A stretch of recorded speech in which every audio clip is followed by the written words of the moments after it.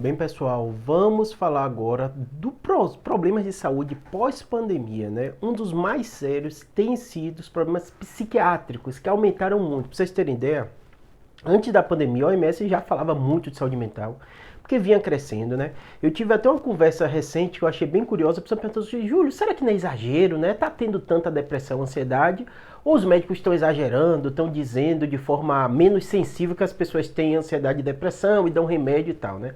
O que eu estava explicando para essa pessoa que eu vou explicar de novo para vocês, né?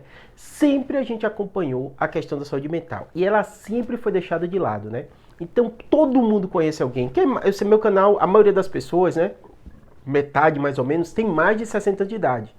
Então essas pessoas provavelmente vão lembrar, como eu lembro também, vários conhecidos que tinham depressão, que tinham ansiedade, nunca foram diagnosticados, nunca tratavam, mas todo mundo que está ao redor sabia. Ah, fulano está trancado em casa, fulano não sai de casa não sei quanto tempo, não quer falar com ninguém. Então a saúde mental era deixar de lado. É o que eu falo aqui para vocês no canal, quando eu faço vídeo de transtornos mentais, ansiedade, depressão. Então, normalmente, a não ser o caso de suicídio, né, mas que é uma minoria que acontece isso, né? A pessoa vai levar a vida dela com uma qualidade de vida horrível, né? Com um relacionamento muitas vezes muito prejudicado, né? Com trauma que os filhos vão ter quando tem alguém dentro de casa com problema de saúde mental não tratado, não acompanhado, né? Mas a pessoa vai levar a vida dela. Então, a saúde mental, ela melhora muito você tratar ela, a qualidade de vida, né? Então, lá atrás, isso era menosprezado. Ah, era falta de Deus, ah, é falta disso, né? Que ela é meio assim mesmo, é o jeito dela, ela é melancólica, né? Então, a gente usava um monte de sinônimo. Então, o fato é que os transtornos mentais aumentaram muito porque a gente deu visibilidade. Como? Dizendo que isso não é normal. Então, assim, quando a gente começa a dizer que isso é normal, a própria medicina evoluiu, os tipos de diagnóstico mudaram, né? A sensibilidade dos testes que a gente faz hoje são muito melhores, né? Pra vocês terem ideia, né? Tem uma classificação de doença DSM que muda de tempo em tempo. Então, o diagnóstico de depressão que a gente dá hoje é diferente de que dava um tempo atrás. Por quê? Porque a sensibilidade melhorou, os estudos cresceram. Então, hoje a gente realmente tem formas de diagnosticar mais precisas do que era antes. Então é possível que se a gente pegasse há 10 anos atrás uma pessoa que não seria diagnosticada com depressão, porque os scores eram diferentes, hoje ser. Então isso não significa que a gente está diagnosticando mais por alguma questão medicamentosa, por causa dos médicos querem inventar doença, nada disso. É porque a ciência é assim, ela evolui, ela melhora. E toda vez que alguém me questiona isso, eu falo assim, ó, naturalmente, quando é uma fase de mudança, quando você bota uma lupa maior sobre a doença, causa uma estranheza. Aconteceu assim com o TDAH, né? Ninguém sabia o que era isso, de repente começou a se falar, e você hoje identifica, né? Pessoas com TDAH, se não tratadas, ela aumenta a chance de morrer por acidente de carro, aumenta o uso de drogas, aumenta a taxa de divórcio, aumenta a taxa de desemprego, né? Então é uma doença que deixa consequência. Então, se você trata, se você diagnostica, está mais do que comprovado que essa pessoa vai ter uma qualidade de vida melhor. É fácil para um filho? Pai, claro que não. O autismo, o espectro de autismo também.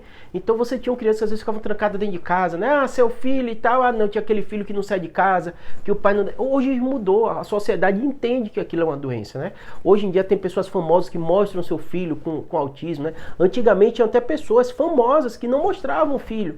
E tinha uma certa dificuldade das pessoas entenderem. Então, ele acabava fazendo isso para proteger, né? Então, assim, hoje em dia o diagnóstico é muito maior. E aí vamos voltar para esse tema da pandemia. Então, quando a gente fala o que está acontecendo na pandemia, é realmente recorde de diagnóstico, não é invenção, é recorde.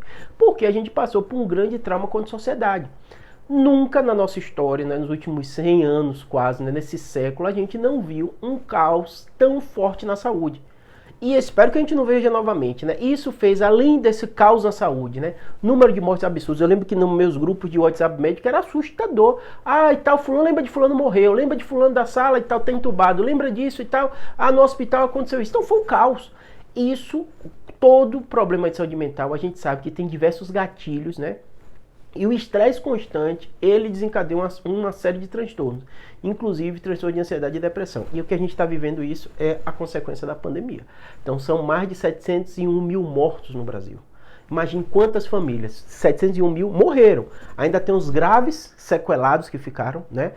E além disso, tem toda uma família que sofreu com isso. Perda econômica, porque morreu o pai, morreu a mãe, né? Emocional também, a perda emocional, né? Porque morreu um pai, morreu a mãe. Muitas dessas têm trabalho mostrando a quantidade de mães que deixaram filhos órfãos por causa disso, por causa da pandemia. E além disso, veio o caos econômico junto, porque teve a pessoa, além disso, as pessoas ficaram trancadas em casa, né? Que isso foi necessário, mas gera um transtorno.